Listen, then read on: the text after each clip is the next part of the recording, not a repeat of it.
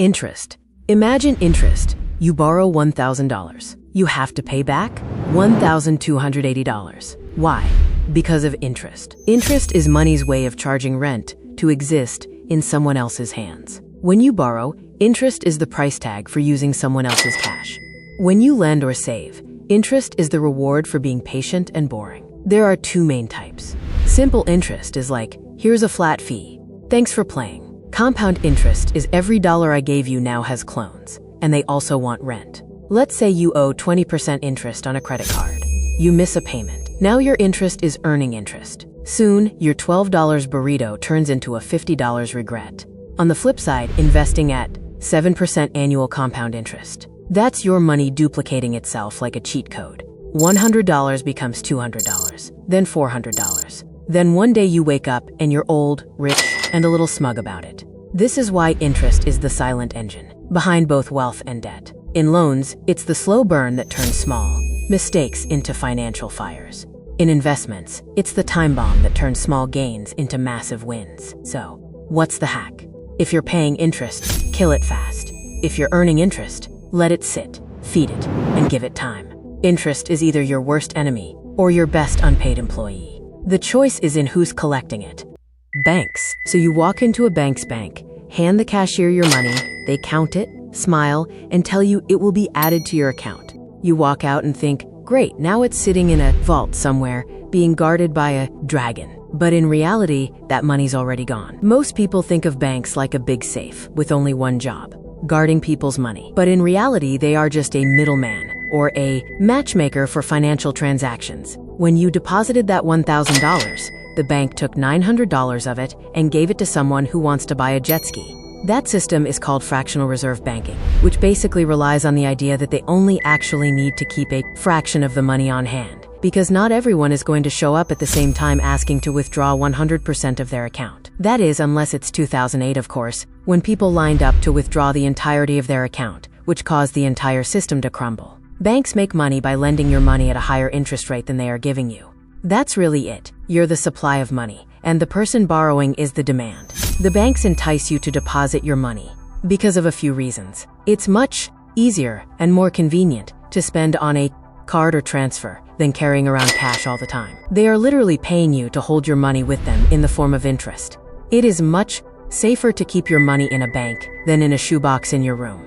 In the US, most banks are insured up to $250,000 per person, meaning no matter what, the government assures you that your money, up to $250K, is safe. Currency, or money. The weird part about currency and/or money is that it's actually not real. Humans have developed money in order to make the world better. Money makes trading easier, makes it easier to build systems and to organize society. In saying that, there is no more legitimacy between a dollar bill and a Bitcoin. People believe a dollar bill has more legitimacy. And maybe it does for now, but only because people believe it does. The same can be said for a dollar bill and a stick. The only reason a dollar bill can buy something and a stick cannot is the fact that we as a society have agreed that a dollar bill is worth something, while a stick is not. So how does money actually work? Well, the government prints it. The central banks regulate it, and everyday people trade it in exchange for goods and/or services. The reason the banks have to regulate it is because if the government prints too much, then inflation kicks in and everyone's money becomes monopoly money. If the banks make it so there is too little money, no one can afford to live. Currency or money is a social construct built on a shared belief and trust.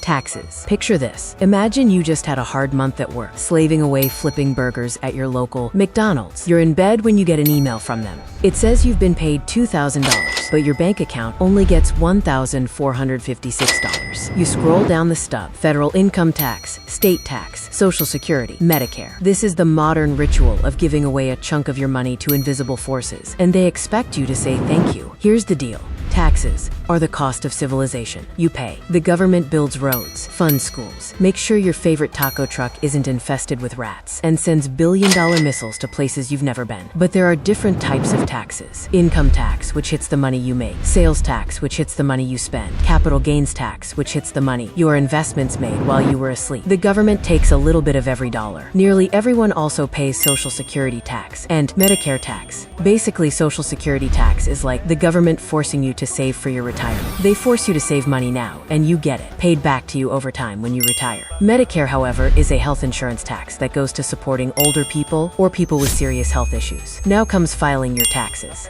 Oh boy, the government knows how much you owe, but it makes you guess. How cool. If you're right, no worries. But if you're wrong, you're cooked. When it comes to actually paying taxes, some people pay every few months. Some people pay yearly. And then there's those people that don't pay at all and end up in documentaries. I get that taxes are annoying, but it's not all bad. Countries with higher tax rates generally have a higher quality of life all round. Investing. So investing, you know what inflation is now. And the best way to combat inflation so your money doesn't become less valuable is investing. Investing is what happens when your money stops sitting around and starts working for you. Instead of trading your time for money, you're trading money for more money. The problem is there is risk involved. What can you actually buy? Stocks, tiny ownership slices of companies. If the company grows, your slice becomes more valuable. Bonds, basically, you loan money to a government or company, and they pay you back with interest. Funds, collections of stocks and bonds so you don't have to play financial games one by one. Real estate, property you hope someone else pays to live in forever. Of course, there are other things, but they are considered the main ones. Investing isn't about being lucky. It's about being early, diversified, and patient. Most wealthy people didn't win the lottery. They just gave compound growth 30 years to do its thing. And yes, investing comes with risk. Markets go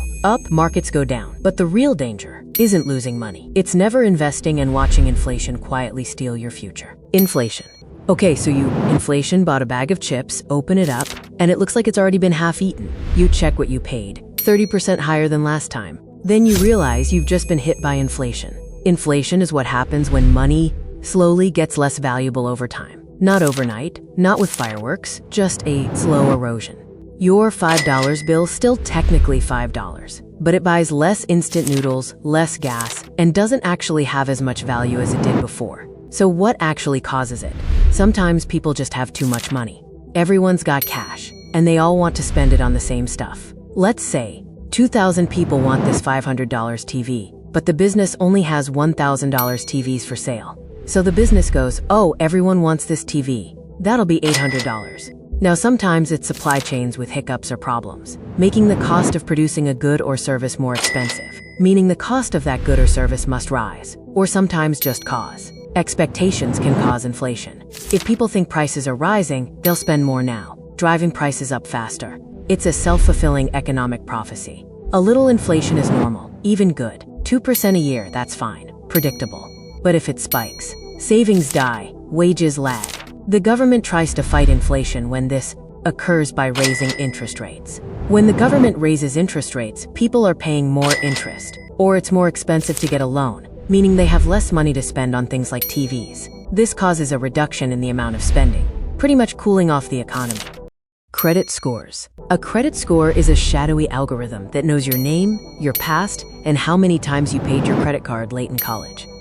A 3-digit number that decides whether you get a house, a car, or a soul-crushing 27% interest rate on your new TV. This number isn't about wealth. It's about trust. Lenders want to know, if I give this person money, will they actually pay me back? The score has a range from 300 to 850. Below 580, you're a walking red flag.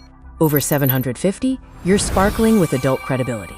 Most people stuck somewhere between 640 and 790. How is a credit score calculated? Payment history. Do you pay on time? This is the big one. Credit utilization. How much credit are you using versus how much you could? Credit age. How long you've had accounts. Credit mix. Cards, loans, mortgages. Variety helps. New credit. Too many recent applications. All of these things are the ways it is calculated. But to actually increase your score, you have to make the required payments on each of your loans before you enter the late period. If you enter the late period, your score decreases. Your credit score is like a pet dog. Ignore it, and it poops all over your life. Take care of it, and someday it might help you buy a house. It's not about being good with money. It's about looking good to lenders. You can have zero debt and still have a trash score if you don't have a credit history. So, yes, the game is rigged, but if you learn the rules, you can rig it back. Recessions. A recession is when the economy decreases for at least 2 quarters or 6 months in simple terms. One day you're fine, you've got a job, bills are paid, you might even be planning a trip with the family. But suddenly there's layoffs. The stock market's only going down. In a world recession, jobs vanish, companies cut costs, and everyone saves their money. for necessities instead of buying things they don't need. Why does a recession happen? It could be a range of things. Could be high interest rates making borrowing too expensive. Could be a global crisis, war, pandemic, rogue container ship. Could just be the economic cycle doing what it does best. Boom, peak, bust, reset. Think of the economy as a party. In the boom phase, everyone's dancing, drinks are flowing, but eventually the lights flicker. Reality hits. Someone checks their bank account, and suddenly the DJ is playing sad lo-fi beats about corporate downsizing. Recessions aren't forever, they're resets, painful ones. Governments might lower interest rates, send out stimulus, or just hope people start buying overpriced coffee again. Eventually, spending returns, businesses rebuild, growth resumes, but not without scars. Time. Time is time, the most valuable asset in the world. And the best part, almost everyone starts with a lot of it. You probably have a lot of it left, but no one gets an unlimited supply. Most people work jobs where time is traded directly for money. 1 hour, 1 paycheck. Simple math. The top earners have figured out how to make their time worth millions. And the difference isn't magic. It's skills, leverage, and how well you've trained your hours to work for you. But nowhere does time work harder than in investing. There is no greater force in wealth building. Not luck, not income, time. Because wealth isn't built in days, it's built in decades. Money that sits quietly in an investment doesn't just grow, it multiplies. Slowly at first, then faster. That's why ordinary people with modest paychecks can retire with 7 figures. They didn't beat the system, they used the system. A little money invested consistently, given enough time, becomes a lot of money. Value. This one is more value complex, but everyone should understand it. Imagine you pick up a rock. It's just a rock. Now, imagine that rock is shiny and yellow. That's gold. It's rarer than an average rock, so there's a higher value placed on it. Gold is not actually worth more than the average rock. It's just worth more to humans because we place a higher value on it. Understanding this is what allows people to become rich. If you provide a lot of value, you will earn a lot of money. Steve Jobs created the iPhone you're most likely watching this on right now. He created something with a large amount of value. So millions of people gave him thousands of dollars for that bit of value. It's the same reason that doctors and lawyers earn so much money.